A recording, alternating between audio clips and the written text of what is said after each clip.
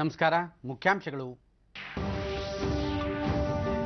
ವಿದ್ಯುನ್ಮಾನ ಮತಯಂತ್ರಗಳು ಸಂಪೂರ್ಣ ಸುರಕ್ಷಿತ, ಮತ್ತೆ ಮತಪತ್ರ ಯುಗಕ್ಕೆ ಮರಳುವುದಿಲ್ಲ. ಮುಖ್ಯ ಚುನಾವಣಾ ಆಯುಕ್ತ ಸುನೀಲ್ ಅರೋರಾ. ಶ್ರೀಸಾಮಾನ್ಯರ ಬದುಕು ಸುಗಮಗೊಳಿಸಲು ಸರ್ಕಾರದಿಂದ ಹಲವು ಕ್ರಮ, ನಾಗರಿಕರ ಕುಂದುಕೊರತೆ ನಿವಾರಣೆಗೆ ತಂತ್ರಜ್ಞಾನದ ಸಮರ್ಥ ಬಳಕೆ. ಪ್ರಧಾನಿ ನರೇಂದ್ರ ಮೋದಿ. ಸುಳ್ವಾಡಿ ವಿಷಪ್ರಸಾದ ದುರಂತದಲ್ಲಿ ಮೃತಪಟ್ಟವರ ಕುಟುಂಬಕ್ಕೆ ಪ್ರಧಾನಮಂತ್ರಿಗಳ ಪರಿಹಾರ ನಿಧಿಯಿಂದ ತಲಾ 2 ಲಕ್ಷ ರೂಪಾಯಿ ಪರಿಹಾರ. ಬಿಎಸ್ ಯಡಿಯೂರಪ್ಪ.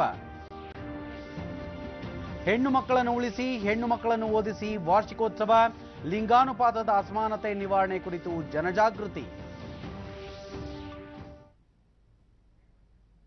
ವಾರ್ತೆಗಳ ವಿವರ. ವಿದ್ಯುನ್ಮಾನ ಮತಯಂತ್ರಗಳು ಸಂಪೂರ್ಣ ಸುರಕ್ಷಿತ ಹಾಗೂ ಸುಭದ್ರವಾಗಿದ್ದು, ಅವುಗಳನ್ನು ಬದಲಿಸಿ ಮತ್ತೆ ಮತಪತ್ರಗಳ ಯುಗಕ್ಕೆ ಮರಳುವ ಸಾಧ್ಯತೆಯನ್ನು ಮುಖ್ಯ ಚುನಾವಣಾ ಆಯುಕ್ತ ಸುನೀಲ್ ಅರೋರಾ ಸಾರಾಸಗಟಾಗಿ ತಳ್ಳಿಹಾಕಿದ್ದಾರೆ. ಚುನಾವಣೆಗಳನ್ನು ಸಮಗ್ರ ಮತ್ತು ಎಲ್ಲರಿಗೂ ಸುಲಭ ಸಾಧ್ಯಗೊಳಿಸುವ ಕುರಿತಂತೆ ದೆಹಲಿಯಲ್ಲಿಂದು ಆಯೋಜಿಸಲಾಗಿರುವ ಅಂತಾರಾಷ್ಟ್ರೀಯ ಸಮಾವೇಶದಲ್ಲಿ ಅವರು ಮಾತನಾಡಿ, ವಿದ್ಯುನ್ಮಾನ ಮತಯಂತ್ರ ವ್ಯವಸ್ಥೆಯ ಬಗ್ಗೆ ಕೇಳಿಬರುತ್ತಿರುವ ಆರೋಪ ದುರದೃಷ್ಟಕರ ಎಂದು ತಿಳಿಸಿದ್ದಾರೆ. ವಿದ್ಯುನ್ಮಾನ ಮತಯಂತ್ರ ವ್ಯವಸ್ಥೆ ಅತ್ಯಂತ ಸುರಕ್ಷಿತವಾಗಿದೆ, ಆದರೂ ಕೆಲ ರಾಜಕೀಯ ಪಕ್ಷಗಳು ಅದರತ್ತ ಬೊಟ್ಟು ಮಾಡುತ್ತಿವೆ. ಆದಾಗ್ಯೂ ಯಾವುದೇ ಕಾರಣಕ್ಕೂ ಮತ್ತೆ ಮತಪತ್ರಗಳ ಯುಗಕ್ಕೆ ಮರಳುವುದಿಲ್ಲ ಎಂದು ಅವರು ಸ್ಪಷ್ಟಪಡಿಸಿದ್ದಾರೆ. ಸಮಾವೇಶದಲ್ಲಿ ಚುನಾವಣಾ ಆಯುಕ್ತರಾದ ಅಶೋಕ್ ಲಾವಾಸಾ ಅವರೊಂದಿಗೆ ಬಾಂಗ್ಲಾದೇಶ, ಭೂತಾನ್, ಕಜಕಸ್ತಾನ್, ಮಾಲ್ಡೀವ್ಸ್, ರಷ್ಯಾ ಮತ್ತು ಶ್ರೀಲಂಕಾದ ಚುನಾವಣಾ ನಿರ್ವಹಣಾ ಕಾಯಗಳ ಗಣ್ಯರು ಭಾಗಿಯಾಗಿದ್ದಾರೆ. ಸಮಾವೇಶದ ವೇಳೆ ಚುನಾವಣಾ ನಿರ್ವಹಣಾ ಕಾಯದ ಪ್ರತಿನಿಧಿಗಳು ಮತ್ತು ಅಂತಾರಾಷ್ಟ್ರೀಯ ಸಂಸ್ಥೆಗಳು ತಮ್ಮ ಚುನಾವಣಾ ಅನುಭವ, ಉತ್ತಮ ರೂಢಿಗಳನ್ನು ಹಂಚಿಕೊಳ್ಳಲಿದ್ದಾರೆ. ನಾಳೆ ನಡೆಯಲಿರುವ 9ನೇ ರಾಷ್ಟ್ರೀಯ ಮತದಾರರ ದಿನದ ಅಂಗವಾಗಿ ಈ ಸಮಾವೇಶವನ್ನು ಆಯೋಜಿಸಲಾಗಿದೆ.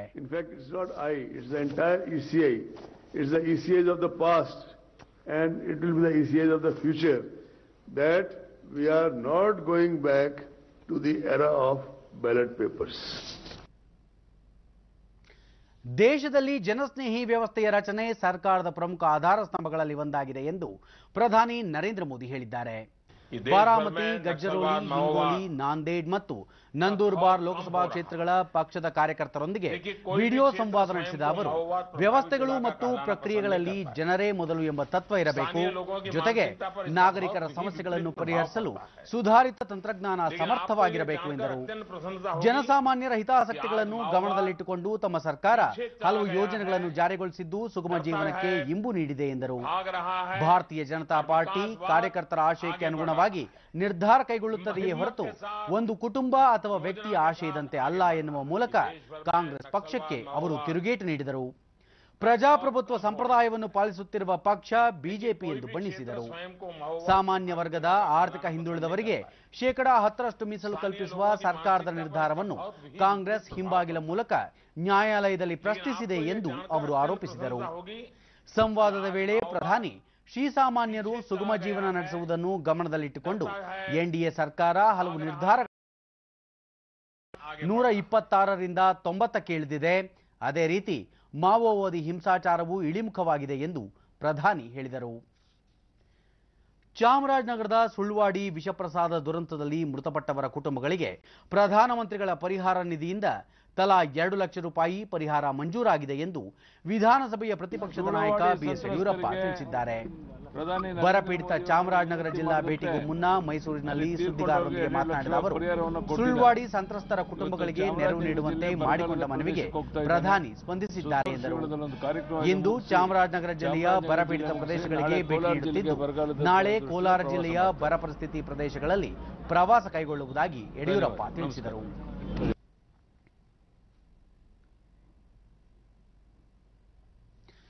ಇದೇ 26ರಂದು ಬೆಂಗಳೂರಿನ ಮಾಣೆಕ್ ಷಾ ಪರೇಡ್ ಮೈದಾನದಲ್ಲಿ ನಡೆಯಲಿರುವ ಗಣರಾಜ್ಯೋತ್ಸವ ಸಮಾರಂಭದ ತಾಲೀಮನ್ನು ಇಂದು ಬಿಬಿಎಂಪಿ ಆಯುಕ್ತ ಮಂಜುನಾಥ್ ಪ್ರಸಾದ್, ನಗರ ಪೊಲೀಸ್ ಆಯುಕ್ತ ಸುನೀಲ್ ಕುಮಾರ್ ವೀಕ್ಷಿಸಿದರು. ಧ್ವಜಾರೋಹಣ, ಸೇನಾ ಪಥಸಂಚಲನ ಹಾಗೂ ಹೆಲಿಕಾಪ್ಟರ್ ಮೂಲಕ ಪುಷ್ಪಾರ್ಚನೆ ತಾಲೀಮು ನಡೆಯಿತು.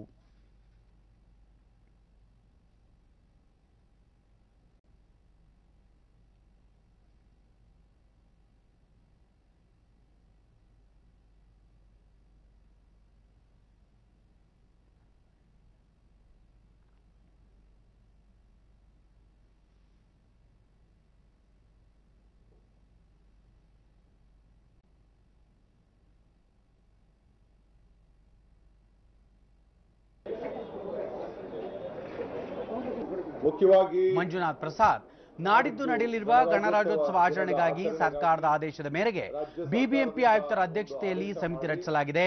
ಇದರಲ್ಲಿ ನಗರ ಪೊಲೀಸ್ ಆಯುಕ್ತರು, ಬೆಂಗಳೂರು ನಗರ ಜಿಲ್ಲಾಧಿಕಾರಿ ಹಾಗೂ ಕನ್ನಡ ಮತ್ತು ಸಂಸ್ಕೃತಿ ಇಲಾಖೆ ನಿರ್ದೇಶಕರು ಸದಸ್ಯರಾಗಿರುತ್ತಾರೆ ಎಂದು ಹೇಳಿದರು. ಬಿಬಿಎಂಪಿ ಹಾಗೂ ರಾಜ್ಯ ಸರ್ಕಾರದ ವತಿಯಿಂದ ಈ ಕಾರ್ಯಕ್ರಮ ಆಯೋಜಿಸಲಾಗಿದ್ದು ಸಕಲ ಸಿದ್ಧತೆ ಭರದಿಂದ ಸಾಗಿದೆ ಎಂದರು. ಗಣರಾಜ್ಯೋತ್ಸವದ ದಿನ ಬೆಳಗ್ಗೆ 8:58ಕ್ಕೆ ರಾಜ್ಯಪಾಲರು ಮೈದಾನಕ್ಕೆ ಆಗಮಿಸಲಿದ್ದು 9 ಗಂಟೆಗೆ ಧ್ವಜಾರೋಹಣ ನೆರವೇರಿಸಲಿದ್ದಾರೆ ಎಂದು ಮಾಹಿತಿ ನೀಡಿದರು. ಪಥಸಂಚಲನದಲ್ಲಿ police, scouts and guides, NCC, Sevadal ತಂಡಗಳು ಹಾಗೂ ವಿವಿಧ ಶಾಲೆಗಳ ಮಕ್ಕಳು ಭಾಗಿಯಾಗುತ್ತಿದ್ದಾರೆ ಎಂದು ಅವರು ವಿವರಿಸಿದರು. ರಾಜ್ಯ ಸರ್ಕಾರದಿಂದ ಜಿಲ್ಲಾಡಳಿತದಿಂದ 35 ಲಕ್ಷಗಳು, ಒಟ್ಟು 75 ಲಕ್ಷಗಳು ಇದಕ್ಕೆ ಈ ಒಂದು ಎಲ್ಲ ಸಿದ್ಧತೆಗಳಿಗೆ ಖರ್ಚಾಗ್ತಾ ಇದೆ. ಹಾಗಾಗಿ ಸರಿಯಾಗಿ 9 ಗಂಟೆಗೆ ರಾಷ್ಟ್ರ ಧ್ವಜಾರೋಹಣವನ್ನ ಸನ್ಮಾನ್ಯ ರಾಜ್ಯಪಾಲರು ನೆರವೇರಿಸ್ತಾರೆ.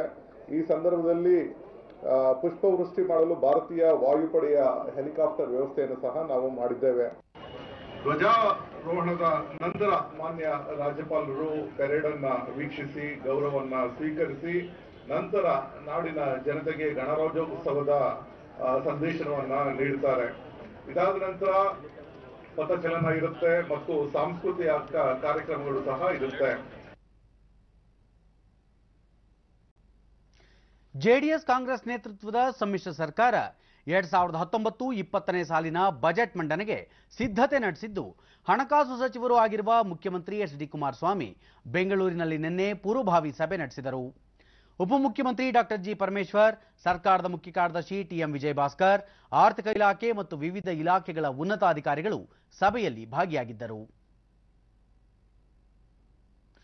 ಮೈಸೂರಿನ ಅಶೋಕಪುರಂ ರೈಲ್ವೆ ನಿಲ್ದಾಣದಲ್ಲಿ ನೈಋತ್ಯ ರೈಲ್ವೆ ವತಿಯಿಂದ ನಿರ್ಮಿಸುತ್ತಿರುವ ಪಾದಚಾರಿ ಮೇಲ್ಸೇತುವೆ ಕಾಮಗಾರಿಗೆ ಸಂಸದ ಪ್ರತಾಪ್ ಸಿಂಹ ಇಂದು ಶಂಕುಸ್ಥಾಪನೆ ನೆರವೇರಿಸಿದರು.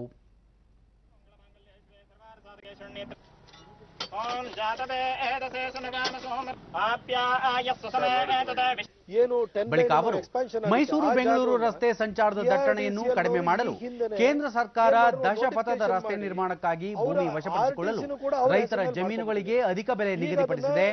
ಈ ಯೋಜನೆಗೆ 6,400 ಕೋಟಿ ಬಿಡುಗಡೆಗೊಳಿಸಲಾಗಿದೆ ಎಂದು ಹೇಳಿದರು. ರಾಜ್ಯ ಸರ್ಕಾರ ಭೂ ಪರಿವರ್ತನೆ ಹೆಸರಿನಲ್ಲಿ ವಿಳಂಬ ಮಾಡುತ್ತಿದೆ, ಹೀಗಾಗಿ ಕಾಮಗಾರಿ ಆರಂಭಗೊಂಡಿಲ್ಲ ಎಂದು ತಿಳಿಸಿದರು. ವಾರಾಣಸಿಯಲ್ಲಿ ನಿನ್ನೆ ಮುಕ್ತಾಯಗೊಂಡ 15ನೇ ಪ್ರವಾಸಿ ದಿವಸ್ ಕಾರ್ಯಕ್ರಮಕ್ಕೆ ಆಗಮಿಸಿದ್ದ 3,000ಕ್ಕೂ ಹೆಚ್ಚು ಅತಿಥಿಗಳು ಮತ್ತು ಮಾರಿಷಸ್ ಪ್ರಧಾನಿ ಪ್ರವಿಂದ್ ಕುಮಾರ್ ಜಗನ್ನಾಥ್ ಅವರು ಇಂದು ಉತ್ತರ ಪ್ರದೇಶದ ಪ್ರಯಾಗ್ರಾಜ್ನಲ್ಲಿ ನಡೆಯುತ್ತಿರುವ ಕುಂಭಮೇಳದಲ್ಲಿ ಪಾಲ್ಗೊಂಡಿದ್ದಾರೆ. ಪವಿತ್ರ ಸ್ನಾನ ಪೂರೈಸಿರುವ ಮಾರಿಷಸ್ ಪ್ರಧಾನಿ ಸೇರಿದಂತೆ ಪ್ರವಾಸಿ ಭಾರತೀಯ ದಿವಸ್ನ 3,200ಕ್ಕೂ ಹೆಚ್ಚು ಅತಿಥಿಗಳನ್ನು ಸ್ವಾಗತಿಸಲು ಪ್ರಯಾಗ್ರಾಜ್ ಸಜ್ಜಾಗಿದ್ದು ಸಕಲ ವ್ಯವಸ್ಥೆಗಳನ್ನು ಕಲ್ಪಿಸಲಾಗಿದೆ. ಪ್ರಯಾಗ್ರಾಜ್ನಲ್ಲಿ ಇಂದು ಹನುಮಾನ್ ದೇವಾಲಯ ಹಾಗೂ ಇನ್ನಿತರ ಪ್ರಮುಖ ಸ್ಥಳಗಳನ್ನು ಸಂದರ್ಶಿಸಿದ ಬಳಿಕ ಮಾರಿಷಸ್ ಪ್ರಧಾನಿ ಹಾಗೂ ಅತಿಥಿಗಳು ಇಂದು ಸಂಜೆ ದೆಹಲಿಗೆ ಮರಳಲಿದ್ದಾರೆ. वो लगातार इसके बाद क्रमवार यहाँ पर आएंगे और संगम में डुबकी लगाएंगे और यहाँ पर जो भी यहाँ पर तीर्थ स्थल है, जो क्षेत्र है, वहाँ पर वो भ्रमण करेंगे. उसके बाद वो कलाग्राम और संस्कृति ग्राम जो अरेल में स्थित है वहाँ पर जाएंगे, वहाँ पर वो उसे देखेंगे और उसके बाद शाम को वो यहाँ से दिल्ली के लिए विशेष ट्रेन के द्वारा प्रस्थान करेंगे. ये पूरा कार्यक्रम है और अभी यहाँ पर मॉरिशस के जो प्रधानमंत्री है वो यहाँ पर संगम जो है वहाँ पर वो गए. उसके बाद फिर अक्षय वट जो पताल जो कूप है वहाँ पर, उसके बाद हनुमान जो मंदिर है, जो लेटे हनुमान है. ಕೇಂದ್ರ ಮಹಿಳಾ ಮತ್ತು ಮಕ್ಕಳ ಅಭಿವೃದ್ಧಿ ಸಚಿವಾಲಯ ಇಂದು ರಾಷ್ಟ್ರೀಯ ಬಾಲಕಿಯರ ದಿನದ ಜೊತೆಗೆ ಹೆಣ್ಣು ಮಕ್ಕಳನ್ನು ರಕ್ಷಿಸಿ ಹೆಣ್ಣು ಮಕ್ಕಳನ್ನು ಓದಿಸಿ ಯೋಜನೆಯ ವಾರ್ಷಿಕೋತ್ಸವ ಆಚರಿಸುತ್ತಿದೆ. ಉಜ್ವಲ ನಾಳೆಗಾಗಿ ಬಾಲಕಿಯರ ಸಬಲೀಕರಣ ಎಂಬುದು ಈ ಬಾರಿಯ ಧ್ಯೇಯ ವಾಕ್ಯವಾಗಿದೆ. ಕುಸಿಯುತ್ತಿರುವ ಲಿಂಗಾನುಪಾತ ಕುರಿತಂತೆ ಜನಜಾಗೃತಿ ಮೂಡಿಸುವುದು ಮತ್ತು ಬಾಲಕಿಯರ ಸುತ್ತ ಸಾರ್ಥಕ ವಾತಾವರಣ ನಿರ್ಮಾಣ ಈ ಆಚರಣೆಯ ಉದ್ದೇಶವಾಗಿದೆ.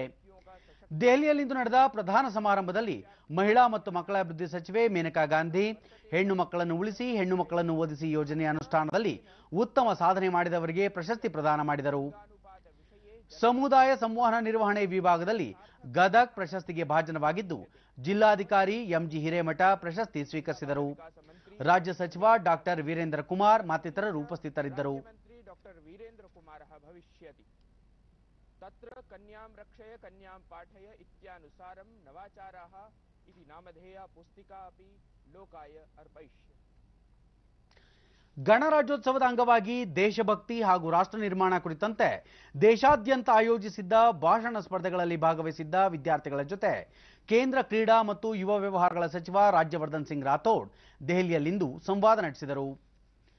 ತೀನ್ಮೂರ್ತಿ ಭವನದಲ್ಲಿ ನೆಹರು ಯುವ ಕೇಂದ್ರ ಸಂಘಟನೆ ಆಯೋಜಿಸಿದ್ದ ದೇಶಭಕ್ತಿ ಹಾಗೂ ರಾಷ್ಟ್ರ ನಿರ್ಮಾಣ ಕಾರ್ಯಕ್ರಮದಲ್ಲಿ ಕರ್ನಾಟಕದ ಬೆಳಗಾವಿ, ಮಧ್ಯಪ್ರದೇಶ, ಜಮ್ಮು ಕಾಶ್ಮೀರ ಸೇರಿದಂತೆ ಎಲ್ಲಾ ರಾಜ್ಯಗಳ ಪ್ರಾತಿನಿಧ್ಯ ವಹಿಸಿದ್ದ ವಿದ್ಯಾರ್ಥಿಗಳು ಪಾಲ್ಗೊಂಡಿದ್ದರು. ದೇಶಭಕ್ತಿ ಹಾಗೂ ರಾಷ್ಟ್ರ ನಿರ್ಮಾಣ ಕುರಿತ ಭಾಷಣ ಸ್ಪರ್ಧೆಯಲ್ಲಿ ಪಾಲ್ಗೊಂಡಿದ್ದ ವೇಳೆ ತಮಗಾದ ಅನುಭವಗಳನ್ನು ವಿದ್ಯಾರ್ಥಿಗಳು ಹಂಚಿಕೊಂಡರು. ಬಳಿಕ ರಾಜ್ಯವರ್ಧನ್ ಸಿಂಗ್ ರಾಥೋಡ್ ವಿದ್ಯಾರ್ಥಿಗಳನ್ನು ಉದ್ದೇಶಿಸಿ ವಿಭಿನ್ನತೆಯಲ್ಲಿ ಏಕತೆ ಹೊಂದಿರುವುದೇ ಭಾರತದ ವಿಶೇಷ, ವ್ಯಕ್ತಿತ್ವ ವಿಕಸನ ಹೊಂದುವುದು ಮಾತ್ರವಲ್ಲದೆ ರಾಷ್ಟ್ರ ನಿರ್ಮಾಣಕ್ಕಾಗಿ ಎಲ್ಲರೂ ಒಗ್ಗೂಡಬೇಕಾದ ಅಗತ್ಯವಿದೆ ಎಂದು ಹೇಳಿದರು. अमेरिका से कोई कंपनी लाई जाए, उसको बोला कि आप भारत का निर्माण करके दीजिए, देशभक्ति का निर्माण करके दीजिए. ऐसा नहीं होता, ये हर व्यक्ति को लगना पड़ता है. और कुछ महीनों में तो आपने काफी सुना होगा कि फ्रीडम ऑफ एक्सप्रेशन की खूब बात होती है कि हम भारत के नागरिक हैं, संविधान ने हमें अधिकार दिया हुआ है कि हम कुछ भी बोल सकते हैं. ये सुनते रहते हैं. उसी संविधान के अंदर ये भी लिखा हुआ है कि रिस्पॉन्सिबिलिटी ऑफ अ सिटीजन, कि हर नागरिक की एक जिम्मेदारी है. उसी संविधान में लिखा हुआ है, मैं ऐसे ही नहीं कह रहा. ಅನಾರೋಗ್ಯದ ಕಾರಣ ಚಿಕಿತ್ಸೆ ಪಡೆಯುತ್ತಿರುವ ಕೇಂದ್ರ ಸಚಿವ ಅರುಣ್ ಜೇಟ್ಲಿ ಅವರು ನಿರ್ವಹಿಸುತ್ತಿದ್ದ ಹಣಕಾಸು ಮತ್ತು ಸಾಂಸ್ಕೃತಿಕ ವ್ಯವಹಾರಗಳ ಜವಾಬ್ದಾರಿಯನ್ನು ರೈಲ್ವೆ ಸಚಿವ ಪಿಯೂಷ್ ಗೋಯಲ್ ಅವರಿಗೆ ತಾತ್ಕಾಲಿಕವಾಗಿ ನೀಡಲಾಗಿದೆ. ತಾವು ನಿರ್ವಹಿಸುತ್ತಿರುವ ಖಾತೆಗಳ ಜೊತೆಗೆ ಈ ಹೆಚ್ಚುವರಿ ಜವಾಬ್ದಾರಿಯನ್ನು ಗೋಯಲ್ ನಿರ್ವಹಿಸಲಿದ್ದಾರೆ. ಜೇಟ್ಲಿ ಅವರು ಚಿಕಿತ್ಸೆಯ ಅವಧಿಯಲ್ಲಿ ಮತ್ತು ಅವರು ಕರ್ತವ್ಯಕ್ಕೆ ಮರಳಲು ಸಮರ್ಥರಾಗುವವರೆಗೆ ಖಾತೆ ರಹಿತ ಸಚಿವರಾಗಿ ಇರುತ್ತಾರೆ ಎಂದು ರಾಷ್ಟ್ರಪತಿ ಭವನದ ಪ್ರಕಟಣೆ ತಿಳಿಸಿದೆ. ಮುಂದಿನ 2 ವರ್ಷಗಳ ಅವಧಿಯಲ್ಲಿ ಭಾರತೀಯ ರೈಲ್ವೆ ಹೊಸದಾಗಿ 2,30,000ಕ್ಕೂ ಹೆಚ್ಚು ಉದ್ಯೋಗಿಗಳನ್ನು ನೇಮಕ ಮಾಡಿಕೊಳ್ಳಲಿದೆ. 2 ಹಂತಗಳಲ್ಲಿ ಈ ಹುದ್ದೆಗಳ ಭರ್ತಿಗೆ ರೈಲ್ವೆ ಇಲಾಖೆ ನಿರ್ಧರಿಸಿದ್ದು, ಮೊದಲ ಹಂತದಲ್ಲಿ 1,38,328 ಹುದ್ದೆಗಳ ನೇಮಕಕ್ಕೆ ಬರುವ ಫೆಬ್ರವರಿ ಮಾರ್ಚ್ನಲ್ಲಿ ಪ್ರಕ್ರಿಯೆ ಆರಂಭವಾಗಲಿದೆ. ಎರಡನೇ ಹಂತದಲ್ಲಿ 99,000 ಹುದ್ದೆಗಳ ನೇಮಕಾತಿ ನಡೆಯಲಿದೆ ಎಂದು ರೈಲ್ವೆ ಸಚಿವ ಪಿಯೂಷ್ ಗೋಯಲ್ ದೆಹಲಿಯಲ್ಲಿ ನಿನ್ನೆ ತಿಳಿಸಿದ್ದಾರೆ. ಸಾಮಾನ್ಯ ವರ್ಗದ ಆರ್ಥಿಕ ಹಿಂದುಳಿದವರಿಗೆ ನೀಡಲಾಗಿರುವ ಶೇಕಡಾ 10 ಮೀಸಲಾತಿ ಅನ್ವಯ ಈ ನೇಮಕಾತಿ ನಡೆಯಲಿದೆ ಎಂದು ಅವರು ತಿಳಿಸಿದರು.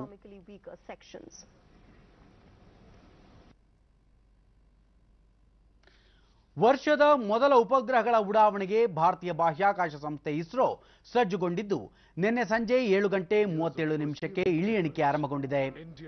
ಆಂಧ್ರಪ್ರದೇಶದ ಶ್ರೀಹರಿಕೋಟಾದಲ್ಲಿರುವ ಸತೀಶ್ ಧವನ್ ಬಾಹ್ಯಾಕಾಶ ಕೇಂದ್ರದಿಂದ ಉಡಾವಣಾ ವಾಹಕ PSLV C-44 ಉಪಗ್ರಹಗಳನ್ನು ಹೊತ್ತು ಇಂದು ಮಧ್ಯರಾತ್ರಿ ನಭಕ್ಕೆ ಚಿಮ್ಮಲಿದೆ. ಇದು PSLVಯ 46ನೇ ಉಡಾವಣೆಯಾಗಿದೆ. ವಿವಿಧ ಉದ್ದೇಶಗಳ ಉಪಗ್ರಹಗಳ ಪೈಕಿ ವಿದ್ಯಾರ್ಥಿಗಳೇ ತಯಾರಿಸಿರುವ ಕಲಾಂ ಸ್ಯಾಟ್ ಮತ್ತು ಮೈಕ್ರೋಸ್ಯಾಟ್ R ಉಪಗ್ರಹಗಳನ್ನು ಈ ಉಡಾವಣೆಯಲ್ಲಿ ಕಕ್ಷೆಗೆ ಸೇರಿಸಲಾಗುತ್ತಿದೆ. GSLV Mark III. The Polar Satellite Launch Vehicle, PSLV, is the well-proven workhorse of ISRO. In a span of around 25 years, it has successfully launched 53 Indian and 269 international customer satellites. Over the years, PSLV has undergone many technological upgradations. Today, it is available in 2 variants, Core Alone and the high-end XL versions, to cater launching of small to heavier satellites. PSLV was also instrumental in several landmark missions of ISRO, which include Chandrayaan-1 and the Mars Orbiter mission. PSLV is basically a 4-stage vehicle with alternating solid and liquid stages. PSLV C-44 is the 46th flight of PSLV. PSLV with 2 strap-on configuration has been identified for this mission, and the configuration is designated as PSLV-DL. PSLV C-44 is the first mission of PSLV-D. ಕೊಪ್ಪಳದ ಗವಿಸಿದ್ದೇಶ್ವರ ಮಠದ ಆವರಣದಲ್ಲಿ ಕೃಷಿ ಇಲಾಖೆ ಹಮ್ಮಿಕೊಂಡಿದ್ದ ಸಾವಯವ ಕೃಷಿ, ಸಿರಿಧಾನ್ಯ ಹಾಗೂ ಆಧುನಿಕ ಕೃಷಿ ಯಂತ್ರೋಪಕರಣಗಳ ಪ್ರದರ್ಶನ ಹಾಗೂ ಮಾರಾಟ ಮೇಳಕ್ಕೆ ಉತ್ತಮ ಸ್ಪಂದನೆ ದೊರೆಯಿತು.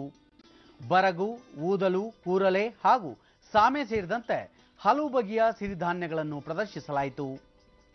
ಸೌರಶಕ್ತಿ ಚಾಲಿತ ಕೀಟ ಸಿಂಪರಣಾ ಯಂತ್ರ ರೈತರ ಆಕರ್ಷಣೆಯ ಕೇಂದ್ರ ಬಿಂದುವಾಗಿತ್ತು.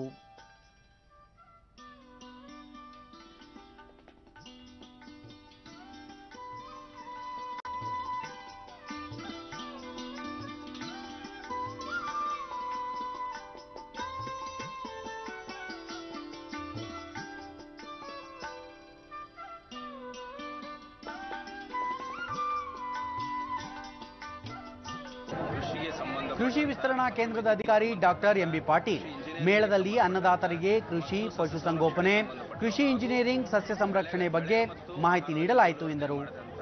ಪದಾರ್ಥಗಳನ್ನ ನಾವು ಕೃಷಿ ವಿಶ್ವವಿದ್ಯಾಲಯ ರಾಯಚೂರು ಪರವಾಗಿ ಕೃಷಿ ವಿಸ್ತರಣಾ ಶಿಕ್ಷಣ ಕೇಂದ್ರ ಕೊಪ್ಪಳದ ಒಂದು ಅಡಿಯಲ್ಲಿ ಈ ಗವಿಸಿದ್ದೇಶ್ವರ ಜಾತ್ರೆಯಲ್ಲಿ ಒಳ್ಳೆ ನಮಗೆ ಸ್ಪಂದನೆ ಸಿಕ್ಕಿದೆ.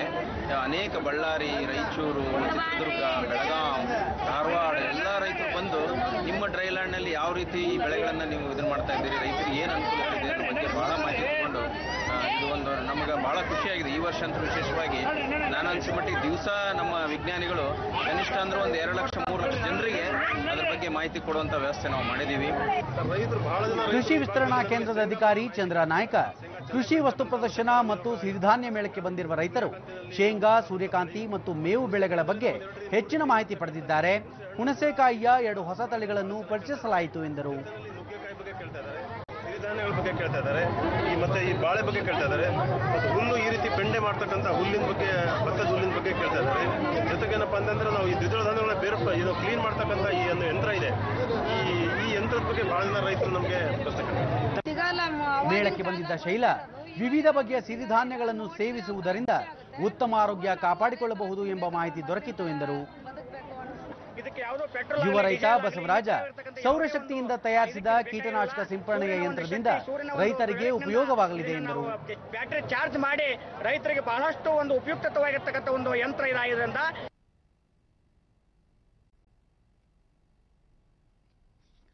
ರಾಜ್ಯದಲ್ಲಿ 99% ಬಿಪಿಎಲ್ ಕಾರ್ಡುಗಳಿಗೆ ಆಧಾರ್ ಜೋಡಣೆ ಮಾಡಲಾಗಿದೆ. 3,71,00,000 ಕುಟುಂಬಗಳಿಗೆ ಪಡಿತರ ವಿತರಣೆ ಮಾಡಲಾಗುತ್ತಿದೆ ಎಂದು ರಾಜ್ಯದ ಆಹಾರ ಮತ್ತು ನಾಗರಿಕ ಪೂರೈಕೆ ಸಚಿವ ಜಮೀರ್ ಅಹಮದ್ ಖಾನ್ ಬೆಂಗಳೂರಿನಲ್ಲಿ ನಿನ್ನೆ ತಿಳಿಸಿದ್ದಾರೆ. ಪವಿತ್ರ ಮಕ್ಕಾ ಮದೀನಾಗೆ ಯಾತ್ರೆ ಕೈಗೊಳ್ಳಲು ಅರ್ಜಿ ಸಲ್ಲಿಸಿದವರ ಆಯ್ಕೆ ಪ್ರಕಟಣೆ ವೇಳೆ ದಿನಾಂಕ ತಪ್ಪಾಗಿ ನಮೂದಾಗಿದ್ದು ಇದರಿಂದ ಕೆಲವರಿಗೆ ಅನಾನುಕೂಲವಾಗಿದೆ ಎಂದು ಹಜ್ ಹಾಗೂ ವಕ್ಫ್ ಖಾತೆ ಸಚಿವರೂ ಆದ ಜಮೀರ್ ಅಹಮದ್ ಖಾನ್ ತಿಳಿಸಿದರು. 6,701 ಮಂದಿ ಅರ್ಜಿ ಸಲ್ಲಿಸಿದ್ದು ಅದರಲ್ಲಿ 5,884 ಯಾತ್ರಿಕರನ್ನು ಲಾಟರಿ ಮೂಲಕ ಬಾಂಬೆ ಹಜ್ ಸಮಿತಿ ಆಯ್ಕೆ ಮಾಡಿದೆ.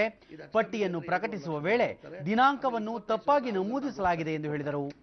ಆಯ್ಕೆಯಾದವರಲ್ಲಿ 70 ಮಂದಿ ಹಿರಿಯರು, 23 ಹೆಣ್ಣು ಮಕ್ಕಳು ಹಾಗೂ 12 ಮಕ್ಕಳು ಸೇರಿದ್ದಾರೆ ಎಂದು ತಿಳಿಸಿದರು. 5,884 ಲಾಟ್ರಿ 5,884 ಅದರಲ್ಲಿ ಸೀನಿಯರ್ ಸಿಟಿಸನ್ ಅಂತೀವಿ, ಅದು ಖುರ್ರಾ ಮಾಡಲ್ಲ, ಅದೇನೋ 70 ರಿಸರ್ವ್, ಅದು 70 ಅದಕ್ಕೆ ರಿಸರ್ವ್ ಇಡ್ತೀವಿ.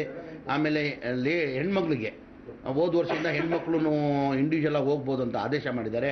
ಅವ್ರದ್ದೊಂದು 25, 23, ಸಣ್ಣ ಮಕ್ಕಳು 2 ವರ್ಷ ಮುಂಚೆ 12. ಭಾರತ ಸರ್ಕಾರದ ಸಹಯೋಗದಲ್ಲಿ ನಡೆಯುತ್ತಿರುವ ಜಾನುವಾರುಗಳ ಗಣತಿ ಮತ್ತು ಜಾನುವಾರುಗಳ ವಿವರಗಳನ್ನೊಳಗೊಂಡ ವಿಶಿಷ್ಟ ಸಂಖ್ಯೆಯ ಕಿವಿಯೋಲೆ ಅಳವಡಿಸುವ ಕಾರ್ಯ ದೇಶಾದ್ಯಂತ ನಡೆಯುತ್ತಿದ್ದು ಶಿವಮೊಗ್ಗ ಜಿಲ್ಲೆಯಲ್ಲಿ ಕೂಡ ಯಶಸ್ವಿಯಾಗಿ ಮುಂದುವರೆದಿದೆ. ಈ ಕುರಿತು ಒಂದು ವರದಿ. ಮಲೆನಾಡು ಜಿಲ್ಲೆ ಶಿವಮೊಗ್ಗ ಪಶು ಸಮೃದ್ಧಿಯಿಂದ ಕೂಡಿದ ಜಿಲ್ಲೆಯಾಗಿದೆ. ಇಲ್ಲಿ ಹಲವು ವಿಖ್ಯಾತ ಗೋಶಾಲೆಗಳು ಇವೆ. ಜಿಲ್ಲೆಯಲ್ಲಿ ಭಾರತ ಸರ್ಕಾರದ ಜಾನುವಾರು ಗಣತಿ ಹಾಗೂ ಅವುಗಳ ಸಮಗ್ರ ಮಾಹಿತಿ ಒಳಗೊಂಡ ಆಧಾರ್ ಮಾದರಿಯ ವಿಶಿಷ್ಟ ಸಂಖ್ಯೆಯ ಕಿವಿಯೋಲೆ ಅಳವಡಿಸುವ ಕಾರ್ಯ ಪ್ರಗತಿಯಲ್ಲಿದೆ. ಜಿಲ್ಲೆಯಲ್ಲಿ 2,39,800 ಜಾನುವಾರುಗಳಿಗೆ ಕಿವಿಯೋಲೆ ತೊಡಿಸುವ ಗುರಿ ಹೊಂದಿದ್ದು ಈ ಪೈಕಿ ಈಗಾಗಲೇ 1,02,595 ಜಾನುವಾರುಗಳನ್ನು ಯೋಜನೆಯಡಿ ನೋಂದಾಯಿಸಿಕೊಳ್ಳಲಾಗಿದೆ. ಪ್ರತಿಯೊಂದು ರಾಜ್ಯದಲ್ಲಿಯೂ ಆಯಾ ಪ್ರದೇಶದ ವಿಶಿಷ್ಟ ಹಾಗೂ ಅಪರೂಪದ ಜಾನುವಾರುಗಳ ತಳಿಗಳ ಸಂರಕ್ಷಣೆ ಹಾಗೂ ಸಂವರ್ಧನೆ ದೃಷ್ಟಿಯಿಂದ ಕರ್ನಾಟಕ ಹಾಲು ಒಕ್ಕೂಟ ಮತ್ತು ಪಶುಸಂಗೋಪನಾ ಇಲಾಖೆ ಜಂಟಿಯಾಗಿ ಯೋಜನೆಯನ್ನು ಕಾರ್ಯಗತಗೊಳಿಸುತ್ತಿವೆ. ಆಪ್ ಹಾಗೂ ಅಂತರ್ಜಾಲ ಆಧಾರಿತ ವಿಶಿಷ್ಟ ಗುರುತಿನ ಸಂಖ್ಯೆಯ ಈ ಕಿವಿಯೋಲೆ ಜಾನುವಾರುಗಳ ತಳಿ, ವಯಸ್ಸು, ರೋಗಗಳು, ನೀಡಿದ ಚಿಕಿತ್ಸೆ, ಅದರ ಮಾಲೀಕರ ವರ್ಗಾವಣೆ ಇತ್ಯಾದಿ ಸಂಪೂರ್ಣ ವಿವರಗಳನ್ನು ಒಳಗೊಂಡಿರುತ್ತದೆ. ಶಿವಮೊಗ್ಗ ಜಿಲ್ಲೆಯಲ್ಲಿ ಯೋಜನೆಯ ಅನುಷ್ಠಾನದಲ್ಲಿ ತೊಡಗಿಕೊಂಡಿರುವ ಡಾಕ್ಟರ್ ದಯಾನಂದ್ ಯೋಜನೆಯ ವಿವರ ನೀಡಿದರು. ನಾನು ಡಾಕ್ಟರ್ ದಯಾನಂದ್ ಎಚ್. ಈ ಒಂದು ವಿಶಿಷ್ಟ ಕಿವಿ ಓಲೆ ಭಾರತ ಸರ್ಕಾರದ ಒಂದು ಮುಖ್ಯ ಯೋಜನೆಯಾಗಿದ್ದು ಹಸುಗಳ ಎಲ್ಲ ಮಾಹಿತಿಯನ್ನು ಕೊಡ್ತಕ್ಕಂಥ ಒಂದು ಯೋಜನೆ ಆಗಿರ್ತದೆ. ಈ ಯೋಜನೆಯಡಿಯಲ್ಲಿ ಕಿವಿ ಓಲೆ ಆಗಿರ್ತಕ್ಕಂಥ ಜಾನುವಾರುಗಳ ಮಾಹಿತಿಯನ್ನು ಕಂಪ್ಯೂಟರ್ ಸಾಫ್ಟ್ವೇರ್ನಲ್ಲಿ ನಾವು ಅಳವಡಿಸಿ ಎಲ್ಲ ರೀತಿಯ ಮಾಹಿತಿಗಳನ್ನು, ಉದಾಹರಣೆಗೆ ಕೃತಗರ್ಭಧಾರಣೆ ಮಾಡಿದಂಥ ದಿನಾಂಕ, ಕರು ಹುಟ್ಟಿದ ದಿನಾಂಕ, ಕಾಯಿಲೆ ಬಂದಂಥ ದಿನಾಂಕ ಅಥವಾ ಮಾರಾಟ ಮಾಡಿದರೆ ಓನರ್ ಚೇಂಜ್ ಆಗಿರ್ತಕ್ಕಂಥ ದಿನಾಂಕ, ಇವೆಲ್ಲಗಳ ಮಾಹಿತಿಗಳನ್ನು ಅದರಲ್ಲಿ ಅಳವಡಿಸಿ ಎಲ್ಲರಿಗೂ ಅನುಕೂಲದಲ್ಲಿ ಸಿಗ್ತದೆ ಅನ್ನೋ ಒಂದು ಮಾತನ್ನು. ಡಾಕ್ಟರ್ ಸುನೀತಾ ನೋಂದಣಿ ಕಾರ್ಯ ಶಿವಮೊಗ್ಗ ಜಿಲ್ಲೆಯಲ್ಲಿ ಯಶಸ್ವಿಯಾಗಿ ಸಾಗಿದೆ ಎಂದರು. ಎಲ್ಲ ಜಾನುವಾರುಗಳಿಗೂ ನಿರಂತರವಾಗಿ ನಾವು ಆಧಾರ್ ಸಂಖ್ಯೆಯನ್ನು ನೋಂದಣಿ ಮಾಡ್ಕೊಂತ ಕಾರ್ಯವನ್ನು ಹಮ್ಮಿಕೊಳ್ತಾ ಇದ್ದೀವಿ. ಈ ಒಂದು ಶಿವಮೊಗ್ಗ ಜಿಲ್ಲೆಯಾದ್ಯಂತ ಎಲ್ಲ ವೈದ್ಯರುಗಳು ಸಹ ಈ ಒಂದು ಆಧಾರ್ ನೋಂದಣಿ ಕಾರ್ಯಕ್ರಮವನ್ನು ಯಶಸ್ವಿಯಾಗಿ ನಡೆಸ್ಕೊಂಡು ಬರ್ತಾ ಇದ್ದೀವಿ. ಇದನ್ನ ರೈತರು ತಮ್ಮ ಜಾನುವಾರುಗಳಿಗೆ ಆಧಾರ್ ನೋಂದಣಿ ಕಿವಿ ಓಲೆಯನ್ನು ಹಾಕೊಂಡು ಅದನ್ನ ಸದುಪಯೋಗ ಪಡ್ಕೋಬೇಕು ಅಂತ ಎಲ್ಲರಲ್ಲೂ ವಿನಂತಿಸ್ತಾರೆ. ಡಾಕ್ಟರ್ ತಿಮ್ಮಯ್ಯ ಹೈನುಗಾರಿಕೆಯ ಜಾನುವಾರುಗಳನ್ನು ಗುರುತಿಸಲು ಈ ಯೋಜನೆ ಸಹಕಾರಿ ಎನ್ನುತ್ತಾರೆ. ಕಿವಿ ಓಲೆಯಲ್ಲಿ ವಿಶಿಷ್ಟ ಗುರುತಿನ ಸಂಖ್ಯೆ ಇರ್ತದೆ. ಅಂತ ಕಿವಿ ಓಲೆಯನ್ನು ಅಳವಡಿಸ್ತಾ ಇದ್ದೀವಿ. ಎಲ್ಲ ಜಾನುವಾರುಗಳು ಸಹಿತ, ಅಂದರೆ ಮುಖ್ಯವಾಗಿ ಅವು ಯಾವ ಹಾಲಿನ ಇಳುವರಿ ಇರುವಂಥದ್ದು ಹೈನುಗಾರಿಕೆ ಯೋಗ್ಯವಾಗಿರುವಂಥ ಜಾನುವಾರುಗಳಿಗೆ ನಾವು ಹಾಕ್ತಾ ಇದ್ದೀವಿ. ಇದರಲ್ಲಿ ಮುಖ್ಯವಾಗಿ ಏನಂದರೆ ನಾವು ಜಾನುವಾರುಗಳನ್ನು ಗುರುತಿಸುವಿಕೆ, ಇದು ಇಂದಿನ ದಿನಗಳಲ್ಲಿ ಅತ್ಯಂತ ಅವಶ್ಯಕವಾಗಿರುವಂಥದ್ದು. ಯಾವುದೇ ಒಂದು ರೋಗ ರುಜಿನಗಳ ಬಗ್ಗೆ ಅವರಿಗೆ ಮುಂಜಾಗ್ರತೆಯನ್ನು ಕೊಡುವಂಥದ್ದಾಗಲಿ ಅಥವಾ ಜಾನುವಾರುಗಳ ಉತ್ಪಾದನೆಯನ್ನು ನಾವು ಪತ್ತೆ ಹಚ್ಚಲಿಕ್ಕಾಗಿ ಆದರೂ ಸಹಿತ, ಅಂದರೆ ನಿಖರವಾಗಿ ನಾವು ಸ್ಟ್ಯಾಟಿಸ್ಟಿಕಲ್ ಅನಾಲಿಸಿಸ್ ಏನು ಮಾಡ್ತಾ ಇರ್ತೀವಲ್ಲ ಆ ಸಂದರ್ಭಗಳಲ್ಲೂ ಸಹಿತ ಈ ನಿಖರತೆ ಅವಶ್ಯಕತೆ ಇರ್ತದೆ. ಹಾಗಾಗಿ ಅದರ ಉತ್ಪಾದನೆಯನ್ನು ಸಹಿತ ಮತ್ತೆ ಬ್ರೀಡಿಂಗ್ ರೆಕಾರ್ಡ್ ಇವು ಮೂರನ್ನು ಸಹಿತ ನಾವು ಅಳವಡಿಸಿ ಈ ಕಿವಿ ಓಲೆಯನ್ನು ನಾವು ಹಾಕ್ತಾ ಇದ್ದೀವಿ. ಗೋಪಾಲಕ ಅಶೋಕ್ ಯೋಜನೆಯಿಂದ ಗೋವುಗಳ ಸಂರಕ್ಷಣೆಗೆ ಸಹಕಾರಿಯಾಗಿದೆ ಎಂದು ಅಭಿಪ್ರಾಯ ವ್ಯಕ್ತಪಡಿಸಿದ್ದಾರೆ. ಸರ್ಕಾರದಿಂದ ನಮ್ಮ ಹಸುವಿಗೆ ಆಧಾರ ನೋಂದಣಿ ಮಾಡಲಾಗುತ್ತದೆ. ಇದರಿಂದ ಒಳ್ಳೆಯದಾಗಿದೆ. ಮರಣ ಹೊಂದಿದರೆ ಸರ್ಕಾರದಿಂದ ಪರಿಹಾರವನ್ನು ಕೊಡುತ್ತಾರೆ. ಯೋಜನೆಯಿಂದ ಈ ಗೋಶಾಲೆಗೆ ತುಂಬಾ ಒಳ್ಳೆಯದಾಗಿದೆ. ನಾಗರಿಕ ಪ್ರಸನ್ನ, ಒಂದೊಮ್ಮೆ ರಾಸುಗಳು ಮೃತಪಟ್ಟರೆ ಯೋಜನೆಯಡಿ ಪರಿಹಾರವು ದೊರಕಲಿದೆ ಎಂದು ತಿಳಿಸುತ್ತಾರೆ. ಕೇಂದ್ರ ಸರ್ಕಾರದ ಯೋಜನೆಯಿಂದ ಪಶು ಇಲಾಖೆಯು ಗೋಗಳಿಗೆ ಆಧಾರ್ ನೋಂದಣಿಯನ್ನು ಮಾಡ್ತಾ ಇದೆ. ಇದರಿಂದ ಅಪರೂಪದ ಗೋ ಸಂತತಿಯನ್ನು ಗುರುತಿಸಲಾಗ್ತದೆ.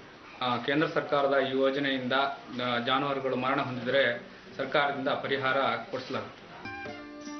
ಒಟ್ಟಾರೆಯಾಗಿ ಈ ಯೋಜನೆ ಪಶುಗಳ ಸಂರಕ್ಷಣೆ ಹಾಗೂ ಪಶುಪಾಲಕರ ಹಿತರಕ್ಷಣೆಯಲ್ಲಿ ಪ್ರಮುಖ ಪಾತ್ರ ವಹಿಸಿದೆ.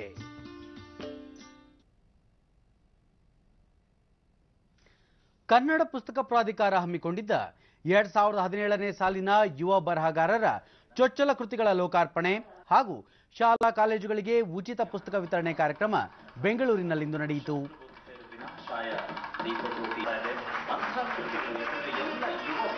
ಕನ್ನಡ ಪುಸ್ತಕ ಪ್ರಾಧಿಕಾರ ಹೊಸಬರನ್ನ ಬೆಂತಟ್ಟುವಂತ ಅವರಿಕೆಯನ್ನು ನೀಡಲಾಗುತ್ತೆ. ದಯಮಾಡಿ ನೀವು ಜೊತೆಗಿರಬೇಕು. ವಿಷಯಕ್ಕೆ ಸಂಬಂಧಪಟ್ಟ ಪುಸ್ತಕಗಳ ಕನ್ನಡ ಪುಸ್ತಕ ಪ್ರಾಧಿಕಾರ ಮಾಜಿ ಅಧ್ಯಕ್ಷ ಕವಿ ಡಾಕ್ಟರ್ ಸಿದ್ದಲಿಂಗಯ್ಯ ಕಾರ್ಯಕ್ರಮಕ್ಕೆ ಚಾಲನೆ ನೀಡಿ ಪುಸ್ತಕಗಳನ್ನು ವಿತರಿಸಿದರು. ದಯವಿಟ್ಟು ವೇದಿಕೆ ಹತ್ರ ಬರಬೇಕು.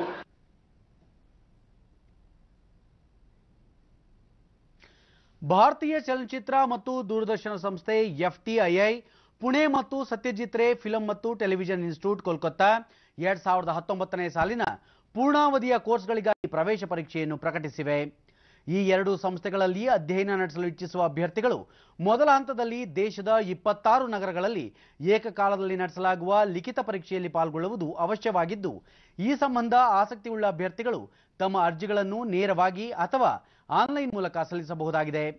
ಪರಿಶಿಷ್ಟ ಜಾತಿ, ಪರಿಶಿಷ್ಟ ಪಂಗಡ ಮತ್ತು ದಿವ್ಯಾಂಗ ಅಭ್ಯರ್ಥಿಗಳಿಗೆ ಅರ್ಜಿ ಶುಲ್ಕ 1,250 ರೂಪಾಯಿ ಇರಲಿದ್ದು, ಇತರ ವರ್ಗದ ಅಭ್ಯರ್ಥಿಗಳಿಗೆ 4,000 ರೂಪಾಯಿ ಇರಲಿದೆ. ಅರ್ಜಿ ಸಲ್ಲಿಸಲು ಜನವರಿ 31 ಕೊನೆಯ ದಿನ. ಫೆಬ್ರವರಿ 24ರಂದು ಲಿಖಿತ ಪರೀಕ್ಷೆ ನಡೆಯಲಿದೆ. ಹೆಚ್ಚಿನ ಮಾಹಿತಿಗಾಗಿ https://applyadmission.net/JET2019/ ಸಂಪರ್ಕಿಸಬಹುದಾಗಿದೆ. ದೇಶವಾಸಿಗಳೊಂದಿಗೆ ತಮ್ಮ ಮನದಾಳದ ಅನಿಸಿಕೆಗಳನ್ನು ಹಂಚಿಕೊಳ್ಳುವ ಪ್ರಧಾನಿ ನರೇಂದ್ರ ಮೋದಿ ಅವರ ಜನಪ್ರಿಯ ಮನ್ ಕಿ ಬಾತ್ ಕಾರ್ಯಕ್ರಮ ಇದೇ ಭಾನುವಾರ ಪ್ರಸಾರವಾಗಲಿದೆ. ಇದು ಮನ್ ಕಿ ಬಾತ್ ಸರಣಿಯ 52ನೇ ಕಾರ್ಯಕ್ರಮವಾಗಿದೆ. ಭಾನುವಾರ ಬೆಳಗ್ಗೆ 11 ಗಂಟೆಗೆ ಆಕಾಶವಾಣಿ ಮತ್ತು ದೂರದರ್ಶನದ ಎಲ್ಲಾ ವಾಹಿನಿಗಳಲ್ಲಿ ಏಕಕಾಲಕ್ಕೆ ಪ್ರಸಾರವಾಗಲಿದ್ದು, ಬೆಳಗ್ಗೆ 11 ಗಂಟೆ 30 ನಿಮಿಷಕ್ಕೆ ಡಿಡಿ ಚಂದನದಲ್ಲಿ ಕನ್ನಡ ಅವತರಣಿಕೆ ಪ್ರಸಾರ ಮಾಡಲಾಗುವುದು. ಮುಂಬೈ ಷೇರುಪೇಟೆಯ ಆರಂಭಿಕ ವಹಿವಾಟಿನಲ್ಲಿ ಷೇರು ಸಂವೇದಿ ಸೂಚ್ಯಂಕ 28 ಅಂಕಗಳ ಏರಿಕೆಯೊಂದಿಗೆ 36,137ರಲ್ಲಿತ್ತು.